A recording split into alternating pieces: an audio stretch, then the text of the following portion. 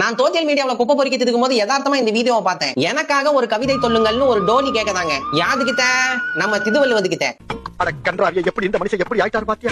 அப்படி கிடையாது. இந்த இடத்துல அந்த திருவள்ளுவர் நம்ம தான். நாம திருவள்ளுவர் தான் இருந்திருந்தா என்ன சொல்லிருப்போம்? அதுதான் இந்த வீடியோவோட கண்டென்ட். போய் கமெண்ட் செக்ஷனை திறந்து பார்க்கறேன். கலர் கலரா நம்ம பசங்க கவிதையை கக்கி வச்சிருக்கானுங்க. The most beautiful comment section. 1000 குறள்கள் யான் எழுதி கேட்பினும் இனித்தது உன் குரல் மட்டுமே.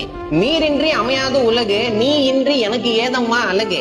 காதலுக்கு கற்பனை அழகு, ஆனால் என் காதல் கற்பனையில் மட்டுமே அழகு. இப்பதான் செதுப்பால வாங்கிட்டு வந்திருப்பான் போல. உலகத்துக்கு 1000 குறள் ஆயின் எமக்கு நீ மட்டுமே பொதுள். முப்பால் அறிந்தவன் நானதி, உன் சிரிப்பால் சிதைக்கப்பட்டேன் ஏனதி. ஈரடியில் அடைக்க தெரியவில்லை அதி உன் அழகை, காத்திது கத்தூரை பழகத்தும் என் விதல். கிடைப்பது நீயாக இருந்தால் இழப்பது எதுவாக இருந்தாலும் தெரி. இரு வரிகளில் அகிலத்தை அடக்கிய நான் உமது விழிகளின் வலிமையில் வரிகளை துளைத்து நிற்கிறேன். 1000 குறள் எழுதும் முன் உன் குரலை கேட்டிருந்தால் 1000 குறளும் உன் குரலை பற்றி தான் இருந்திருக்கும். 1000 தான் இருந்தாலும் பசங்க தான்டா.